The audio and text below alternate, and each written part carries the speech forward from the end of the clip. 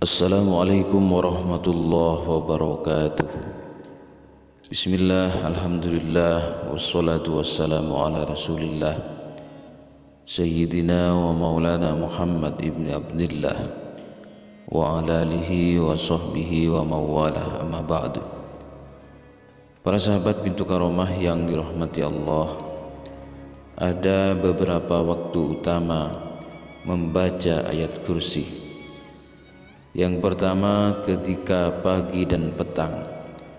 Mengenai orang yang membaca ayat kursi di pagi dan petang hari, dari Ubay bin Ka'ab, Nabi SAW bersabda, siapa yang membacanya ketika pagi, maka ia akan dilindungi oleh Allah dari berbagai gangguan hingga petang.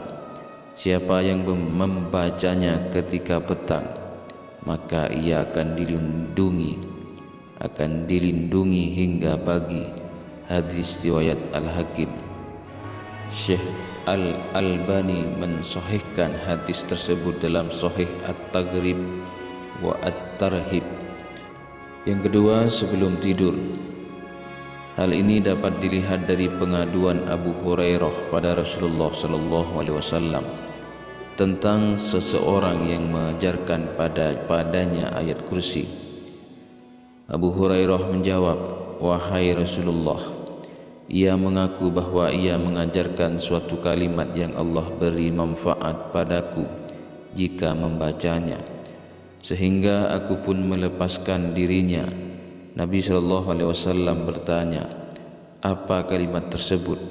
Abu Hurairah menjawab, ia mengatakan padaku, jika aku hendak pergi tidur di ranjang, hendaklah membaca ayat kursi hingga selesai, yaitu bacaan Allahu la ilaha illa huwal hayyul qayyum.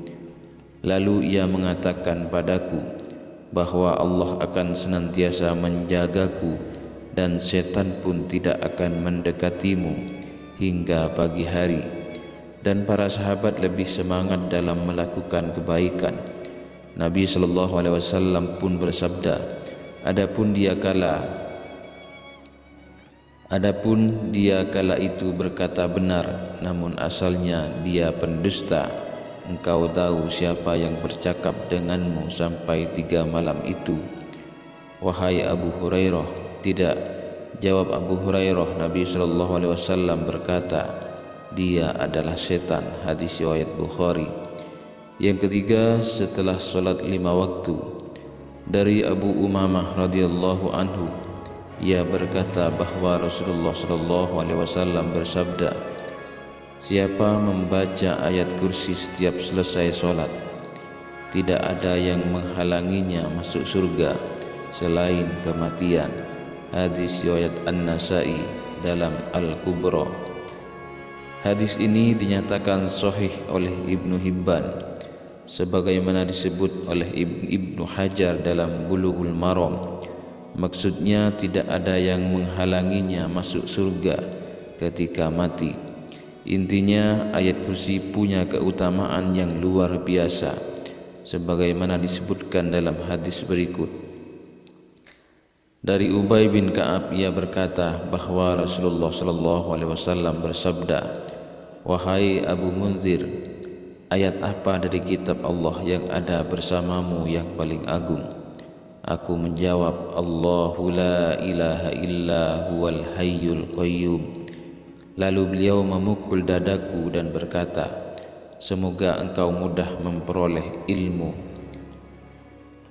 wahai Abu Munzir. Al-Qadi Iyad mengatakan, hadis ini adalah dalil akan bolehnya mengutamakan sebagian Al-Quran dari lainnya dan mengutamakannya dari selain kitab-kitab Allah. Maknanya adalah pahala membacanya begitu besar. Itulah makna hadis. Apa sebab ayat kursi lebih agung?